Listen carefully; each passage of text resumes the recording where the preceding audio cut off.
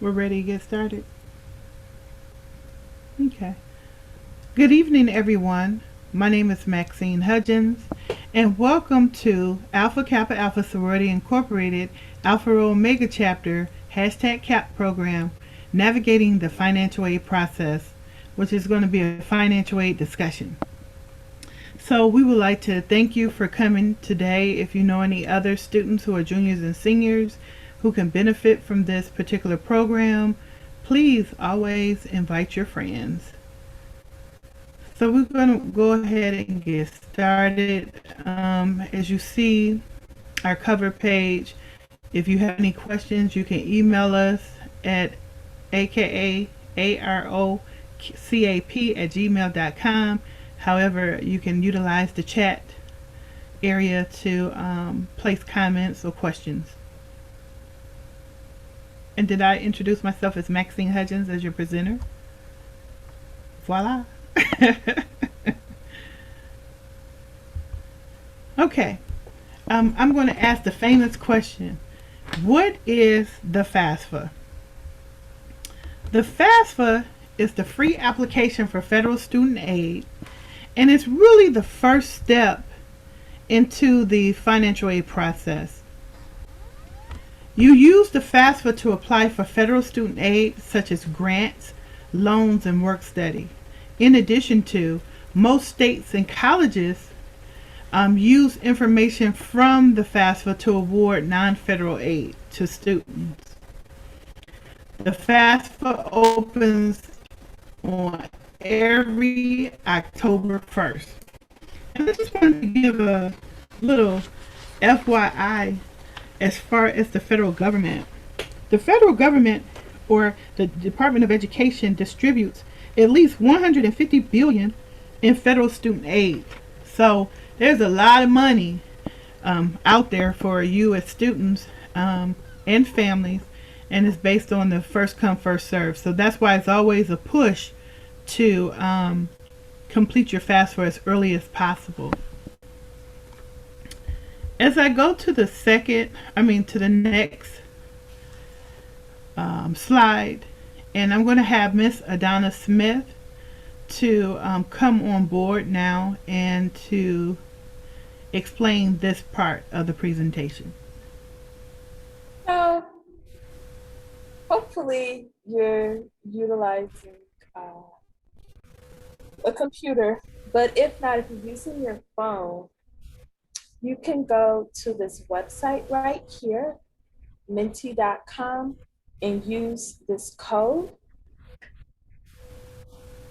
And I'm going to share my screen in a few minutes. I'm going to give you a little bit of time to get to this site and utilize this code. And we want you to use one word to describe the facts and what your interpretation is of the facts. Now, I allowed you to be able to use 3 words, but you can try to use one. So for those of you just joining, just asking you to go to this site right here, menti.com, and utilize this code. And just give us one word to describe the best.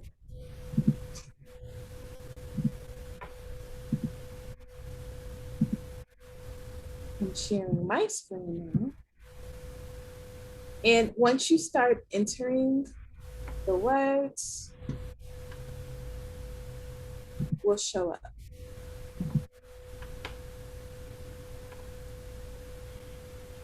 Can parents participate, Miss Adonna? Sure, anyone can participate. You can participate too, Ms. Hudgens, if you like. Why, thank you.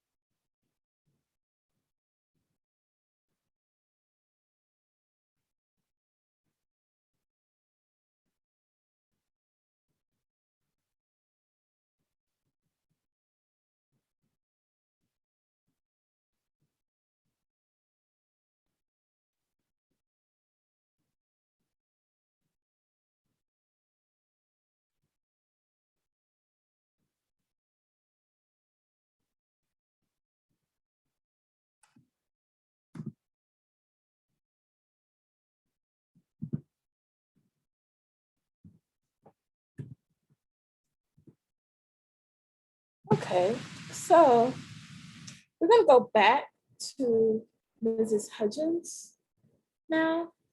And once the words start appearing, I'll share and let everybody see what the word prompt says.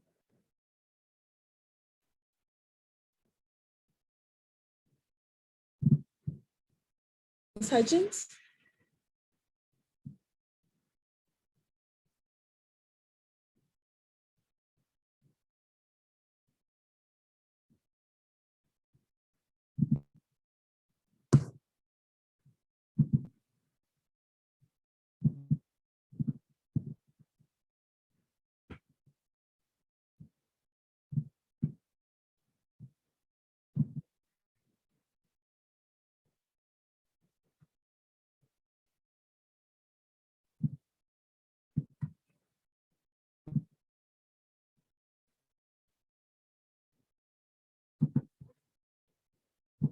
Well, while we're waiting for her, some of the words did show up, and this is what the results are.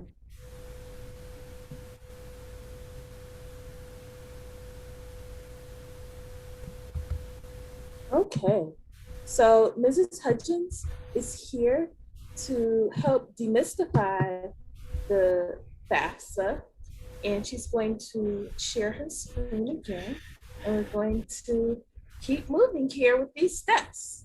Ms. Thank Hudgens, you. Thank you, take it Ms. away. Smith. Thank you, Ms. You're Smith. welcome. I was having issues with my volume.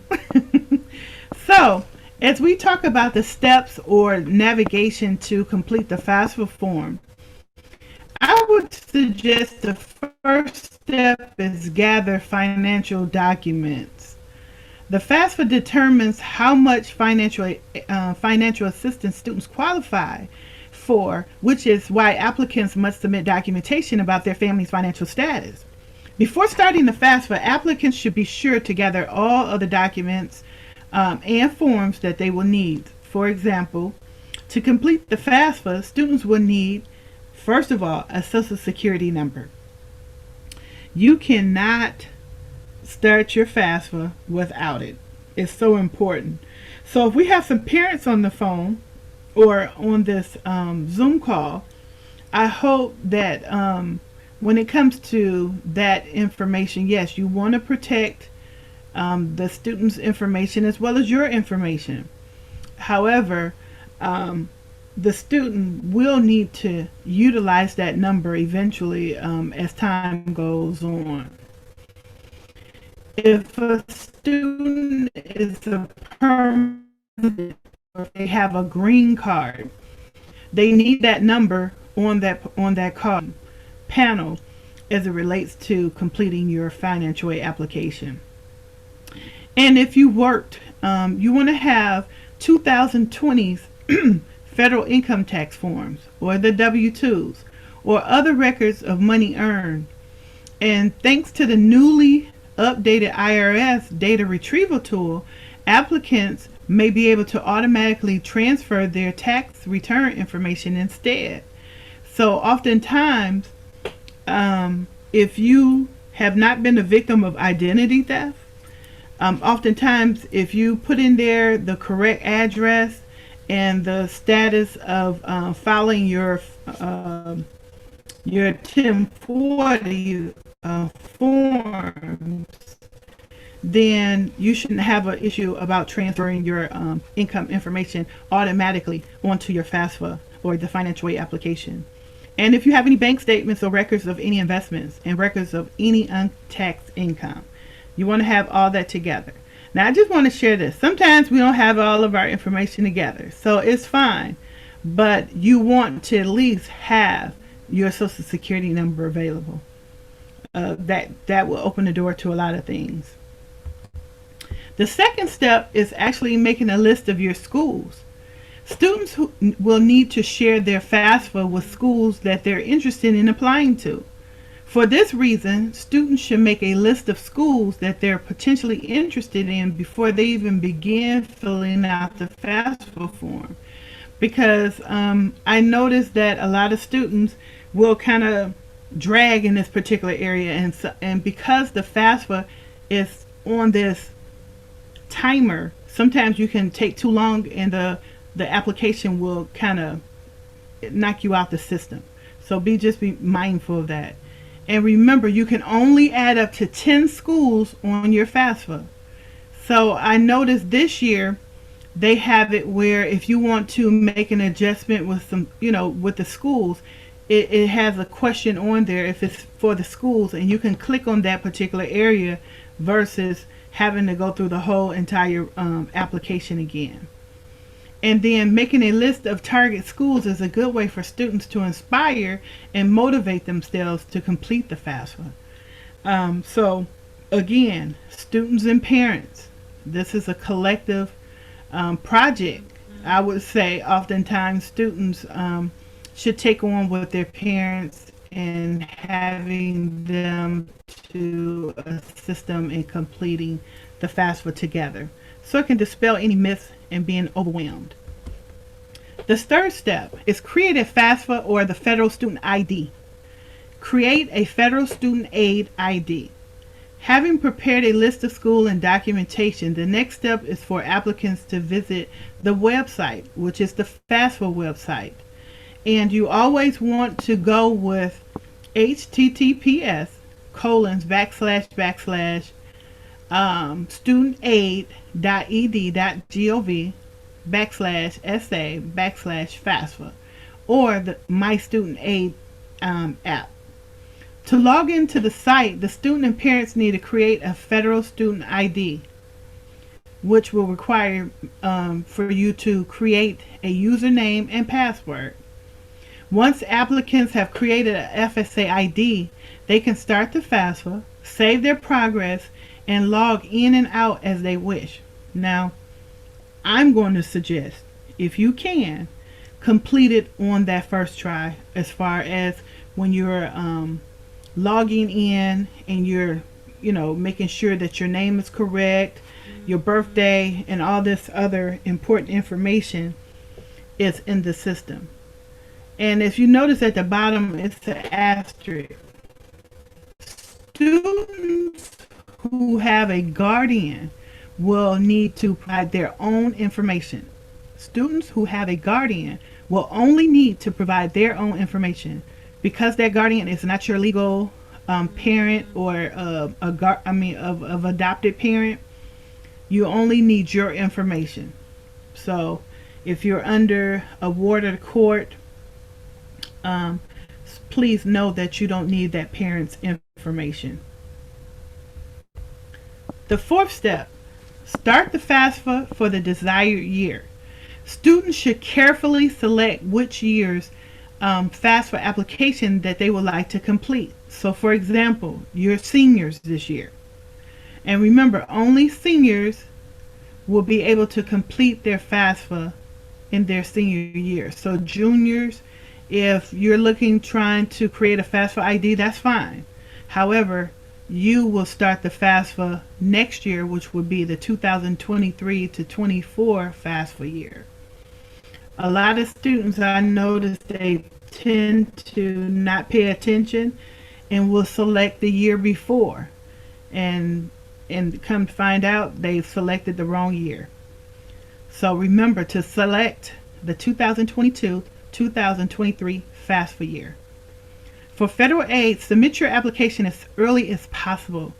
They must receive your application no later than June 30th of 2023.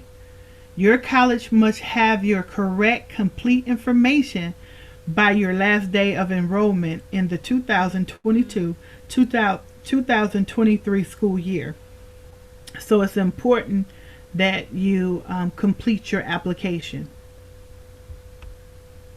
As we go on to step 5, it's about following instructions carefully. Once you click on the 2022 through 2023 FAFSA form, be sure to select I am the student. Okay? Not I'm the parent. No, you're the student. You're the one who's completing the application. And then your parent is providing their information within your application. So, as we go on, The FAFSA is divided into 7 sections. Now, with that being said, you want to see section 1 is student demographics. Okay? So that's basically information about your name, your social security number, your date of birth, address, email address. They will ask, what gender, if you're male or female, your telephone number, your driver's license, if you have a driver's license. If you do not have a driver's license, don't worry about it. Just continue and go to the next question. They also ask you for your marital status, your citizenship status, educational history, and interest in work study. So that's all in the student demographic area. Okay? So as it goes to the second section, it's the school selection. And you remember we talked about that earlier, or rather I did. Always have a list of your schools that you would like. A lot of times people say, well, I want to attend school. For students to get that information on their application, I always suggest that they click on the state of Michigan and just click on search, because all the schools in Michigan will come up in alphabetical order.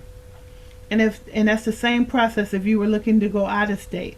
Click on that particular state and hit search, and all the schools will come up in alphabetical order, and you can just go through and scroll down and check and add the school of your choice. The third section is dependency status.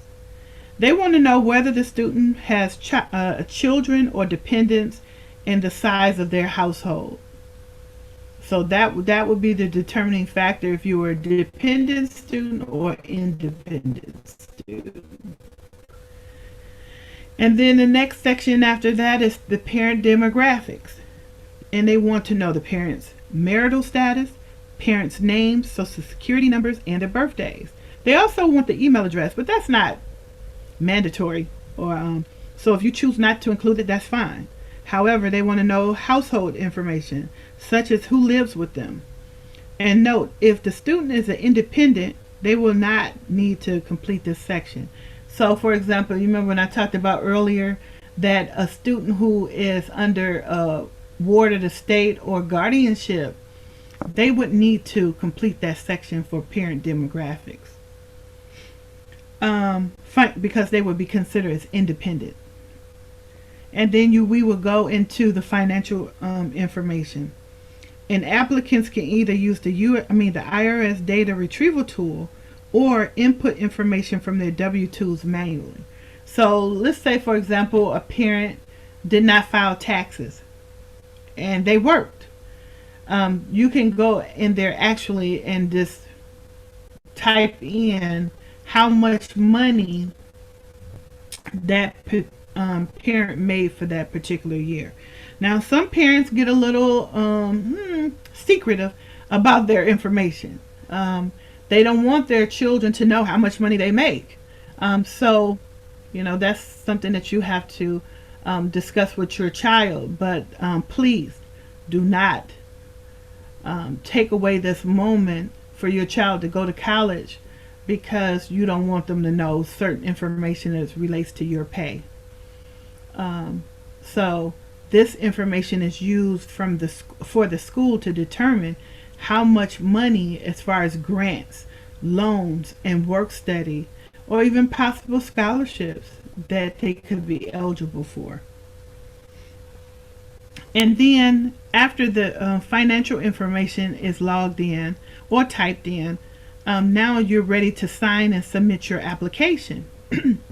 Now, when you sign in and submit your application, make sure you read everything, because sometimes we are so in a rush, we tend to skip over things, and then you become frustrated because the system comes up with this like red writing or X and say that you didn't do this, and you're saying, yes, I did, but in actuality, you skipped over something, and it's making you go back.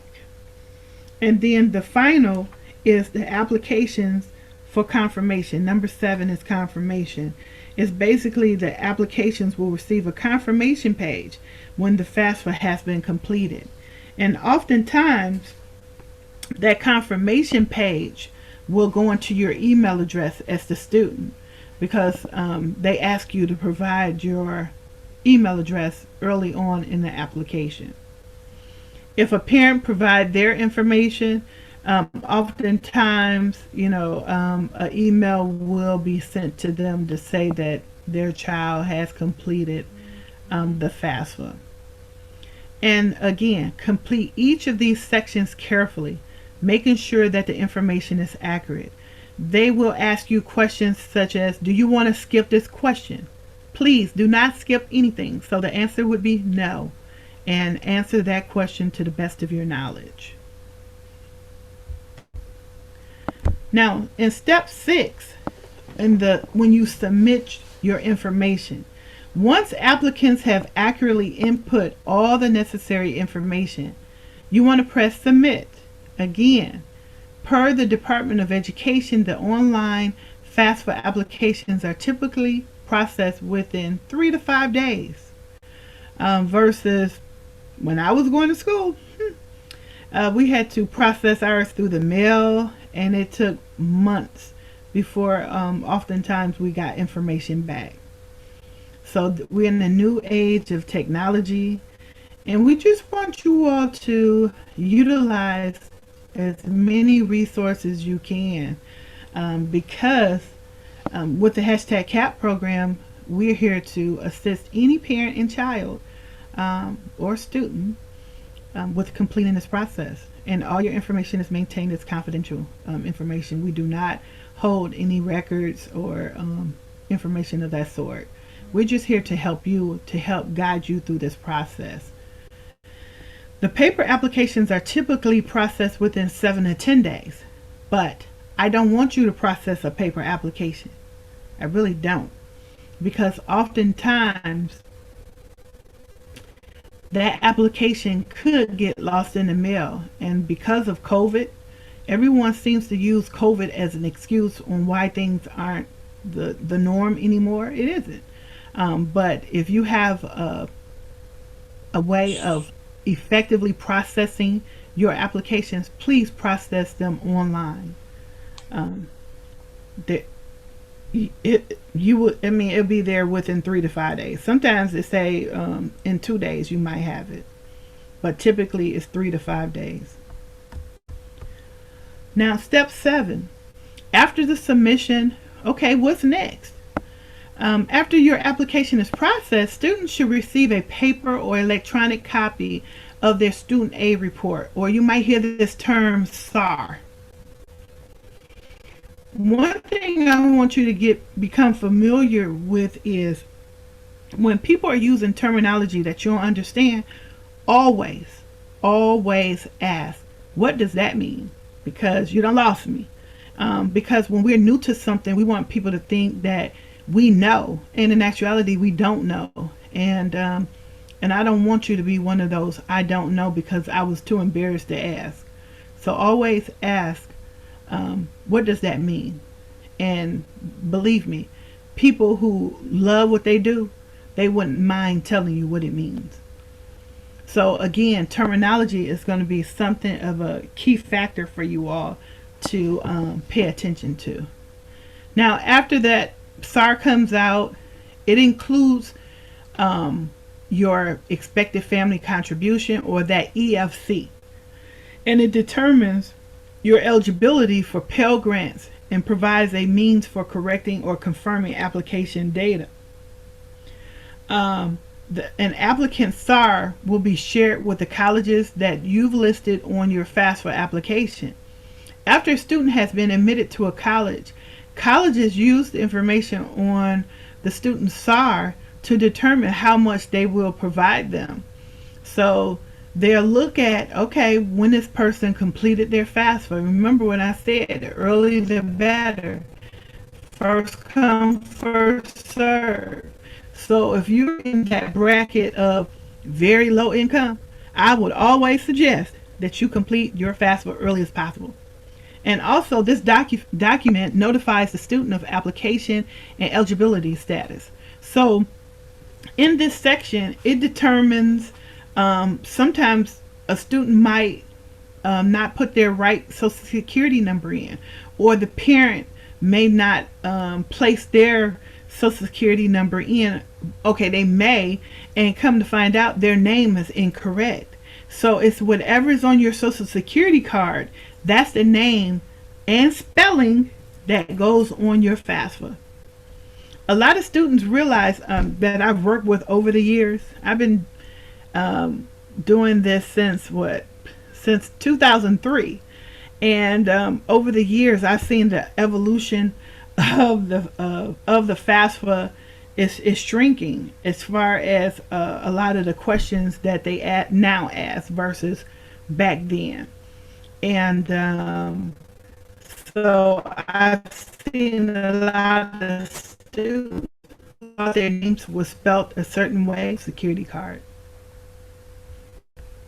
As we go into step 8, on that SAR, it says, okay, what is the verification process?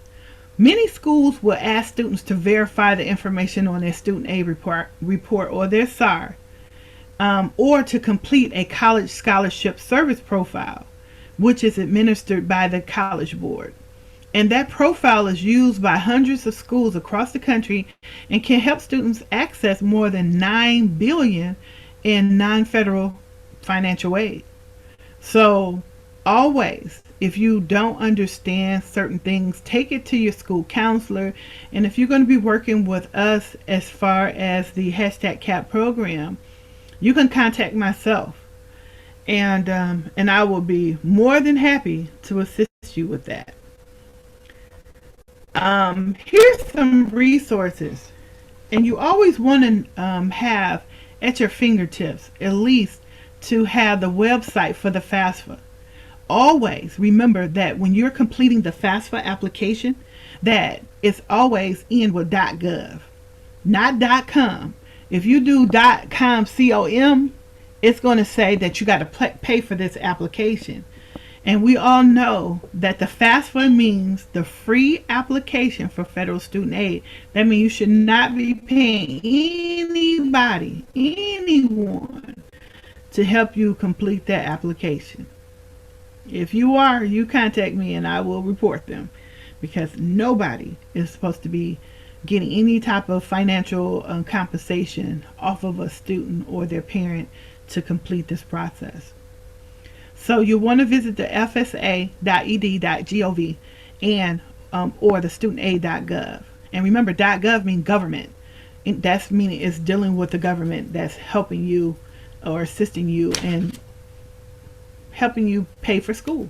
It doesn't fully fund your education, but it will, based on your income and family size, assist you in paying for your education, but not totally. And for more information by phone, you can call the Federal Student Aid Information Center, and that information is right there in front of you, 1-800-4FED-AID or 1-800-433-3243. And I actually have that number in my phone. And so when I will work with students and I will click on to 1-800 number, customer service rep to respond, but you got to have patience. If you do not have patience, one virtue I want you to start working on right now is patience when it comes to this financial aid and navigating the financial aid process. And as we go to C, talk with your local high school counselors in your as well as your state aid agencies, or visit your local library reference section to find out about different scholarships. A lot of students don't realize that they're eligible for a plethora of scholarships, but they're too overwhelmed with going to school and thinking about graduating, attending all the functions as far as it relates to them just in basking in their senior year. But also, this is something new now with started last year to now, and hopefully we can get through it, is COVID.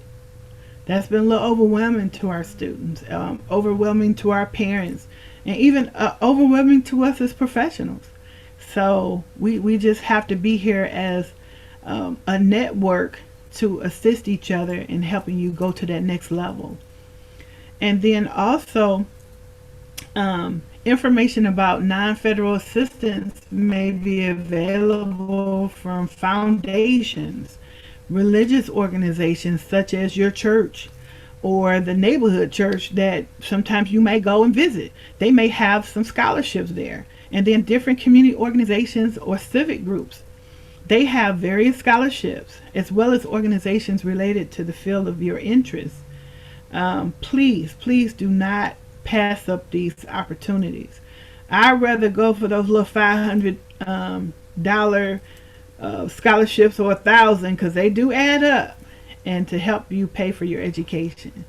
And then also check with your parents' employers or the unions that they may be affiliated with. They have scholarships, and they have tuition payment plans. And also, if you're a member of a credit union, they have different scholarship opportunities, as well as Kappa Alpha Sorority Incorporated. We have a foundation. They have scholarship opportunities there, as well as at the local chapters.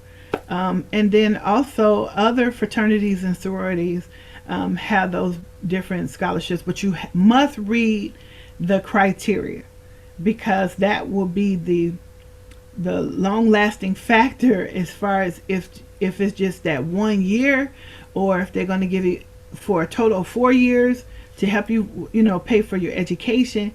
And also, do you need to have a GPA stamp with it? Some of them might be need based, but some of them also may have where you have to have a certain GPA.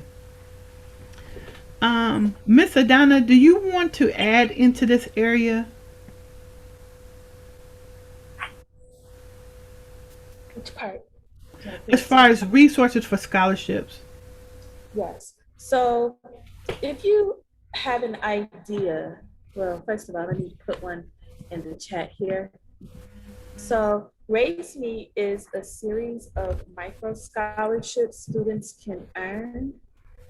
One second, let me just pull this website up real quickly. And if you don't mind for just a couple of seconds here, Ms. Hudgens, I would like to share my screen. So, full disclaimer, I work for Wayne State University.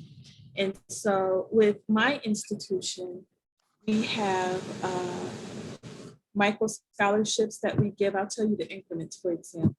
So for every A that you earn in a core class, we give you a $150 scholarship.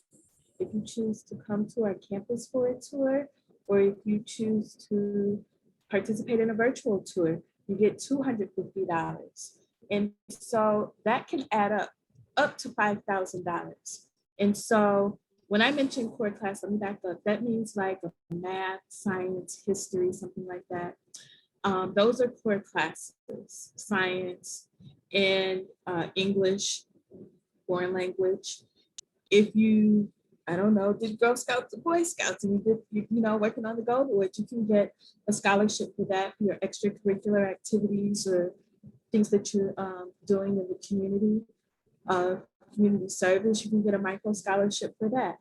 And so for our institution, because there are many colleges in the United States that participate with Raise Me, you can earn up to $5,000. Now, if you get that $5,000, that's good for 4 years. So it's really a total of $20,000.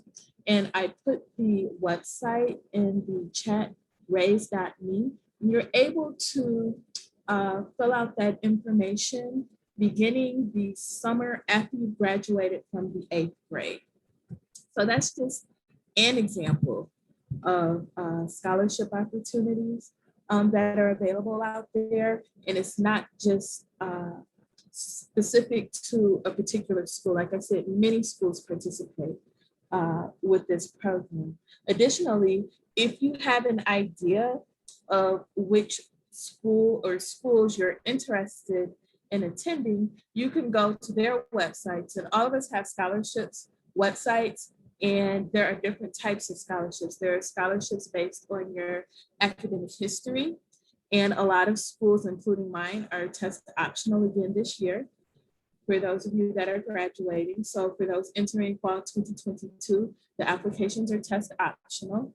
Also, we have private scholarship opportunities, and that could be a separate application process once you've been admitted. There are departmental scholarships that could be available, and these are scholarships based on your area of academic interest. And then we, Wayne State, and other schools may have external scholarships listed. And those are scholarships not offered through the university specifically, but will accept them and apply them to your tuition bill. So there are different scholarships that are available, and we really like to talk about free money. I mean, you can take loans, but we don't really want you to.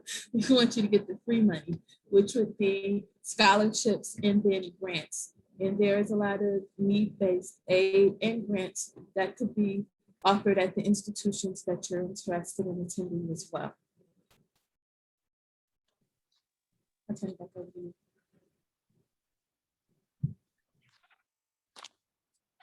Thank you, Adana. That was some great information. But again, students, please, please go to your high school counselor. Oftentimes they're trying to give you information and you're like, oh, I'm gonna come back, because you're just tired. Sometimes you can be just overwhelmed. So please don't knock your opportunities because you might be a little overwhelmed that particular day. Have the conversation with your parent and talk about school costs. I saved a lot of money, and you want to have them be as stress free as possible too. But you want Miss to be Hodges, realistic. Miss Yes. Hodges, I wanted to add something. Also, they can go to their local library as well as the main library to check out the book of scholarships. Each year they have updated for the upcoming year, and it's full of scholarships. It ranges from you writing 1 page to 5 pages. The scholarship starts at some is $100, some is $500. Like as you mentioned earlier, those $500, those $1,000, they really add up.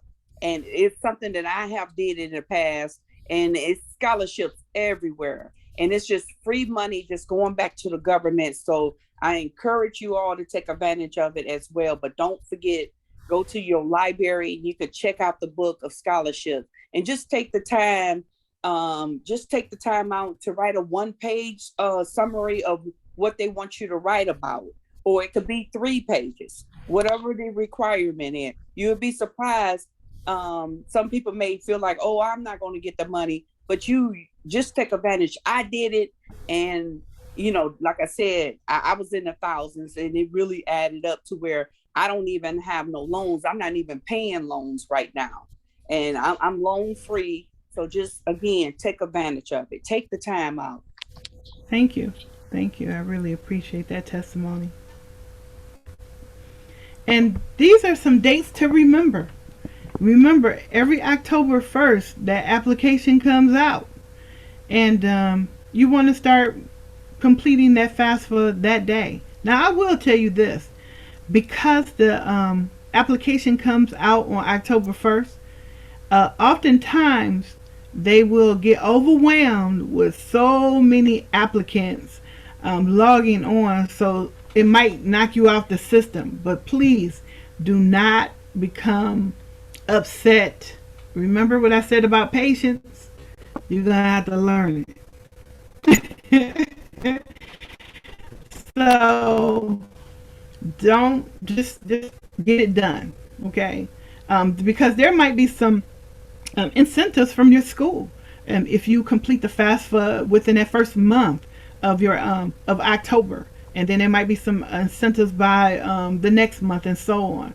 But I will tell you this, March 1st is the deadline for all state funded grants in Michigan. Now, this year, it was a little different. They extended the deadline because what they found is that a lot of students did not take advantage of completing their FAFSA by that March 1st deadline. And I think because we were in the midst of the pandemic as well. So I can remember them pushing back the deadline for various scholarships. But we don't want to be pushed back until May. We want to make sure that we meet that deadline March 1st. Financial aid assistance. Do you need financial aid assistance? Okay, that's my question. If you do, I can assist you one-on-one, with your parent, answering all the various questions that they may have. This is my personal email address. That's my cell phone. But please, if you need any assistance, don't say, oh man, that person is going to look down on me. I waited too long. No, please.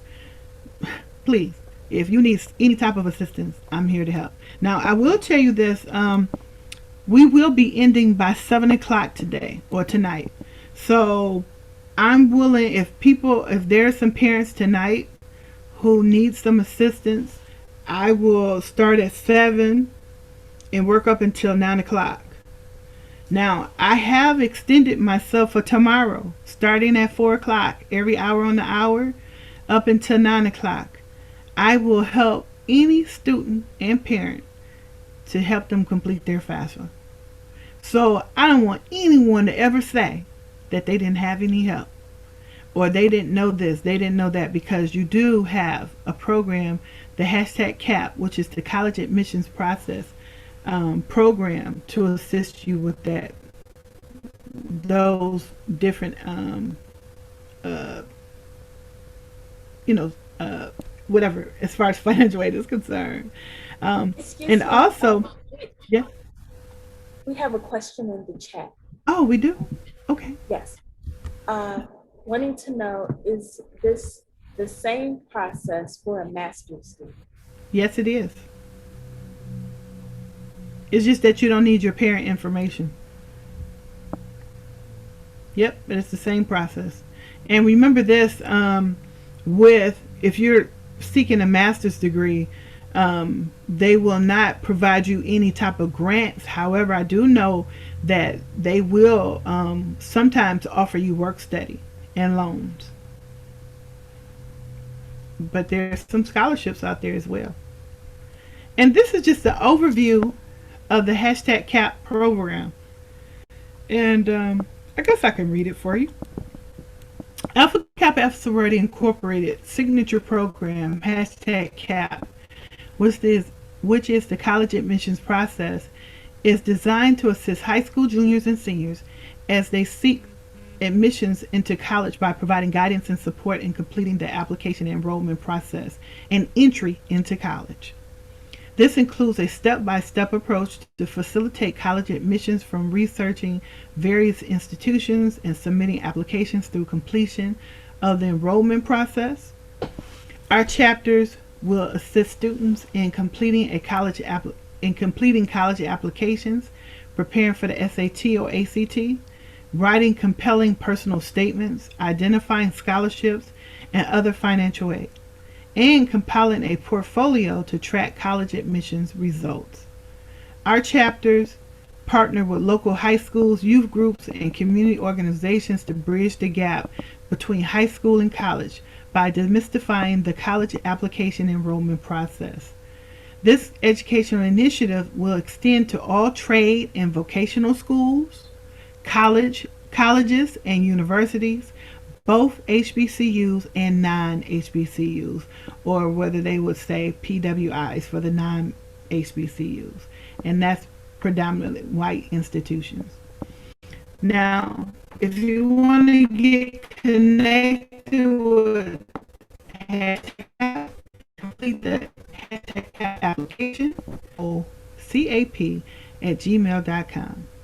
I am Maxine Hudgens. I'm the chairman for the committee, and we have Miss Adonna Smith as our co-chairman, and Miss Kimberly McDowell as our other co-chairman. So if you are interested in having your child to sign up, or that student is interested in signing up, please email us and we will send you the hashtag CAP application. And I put the application in the chat. Okay, thank you. Do we have any questions or concerns or comments? Because this concludes my presentation. Dealing with the FAFSA is a lot of information to digest. However, we just want to try to make it easy for you and the student in completing that FAFSA and getting as much money that you're entitled to. I will share this with you all, is that it's a known fact that African Americans and Latinos do not get the maximized amount of monies through the financial aid application. Is because they always wait to the last minute, or they wait later to complete the FAFSA. And so it knocks them out a lot of times. But again, the FAFSA is based on family size and income. And try not to compare yourself to another family because you don't know their situation. Any questions? I see the chat has some information in there, so. Okay. All right. Thank you, Ms. Jones. Okay.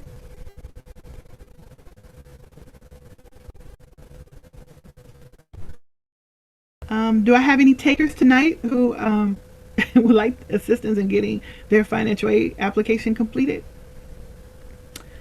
If not, then if you want to complete your application tomorrow, please. Uh-oh. Okay. All right, Sam. So I will see you at 7, but you stay on, whoever Sam is. But if tomorrow, starting at 4 o'clock, if there's some students that, or parents, okay. All right, great. If you need some assistance in getting that FAFSA completed, I'm your person.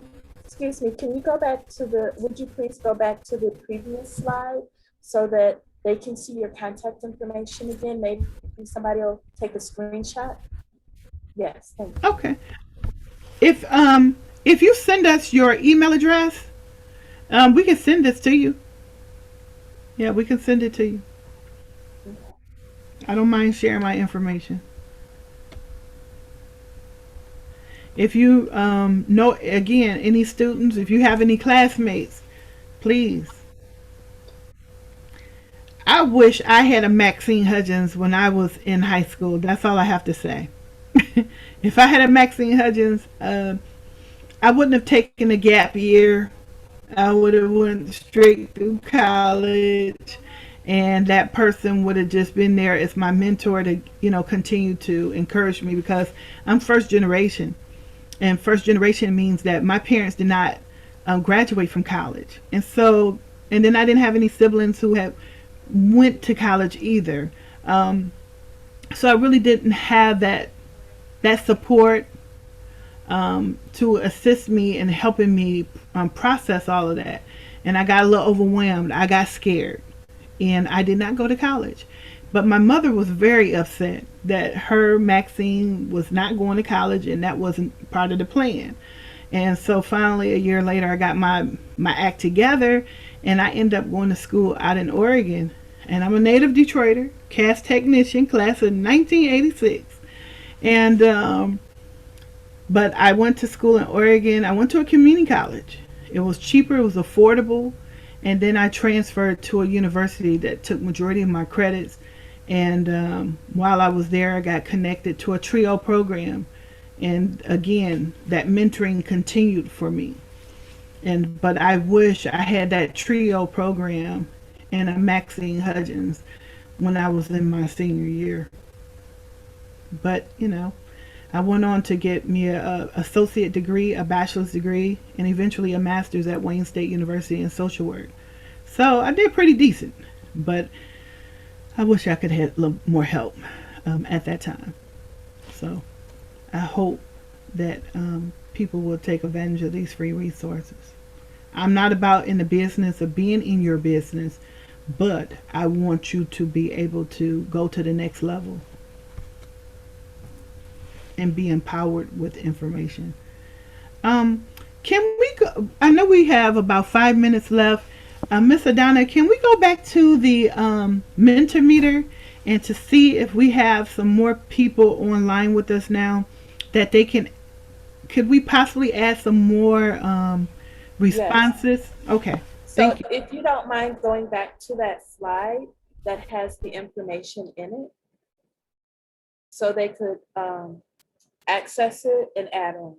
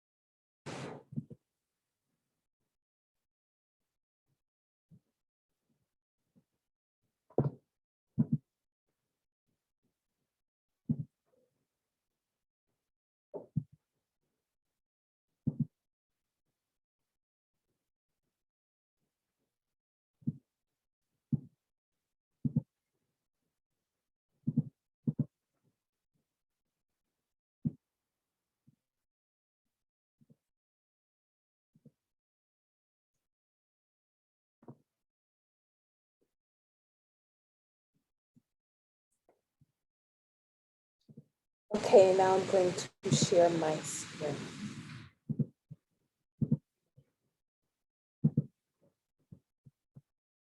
So we have a few more entries.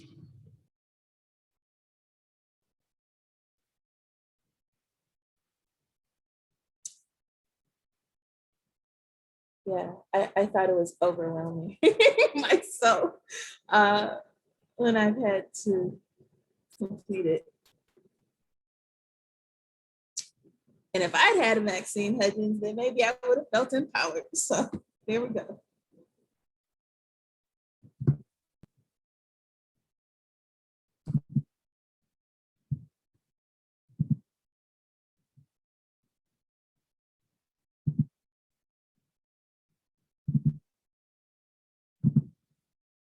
Turn it back over to you again. Okay. This will conclude our session for this evening. Again, thank you for who all attended this evening.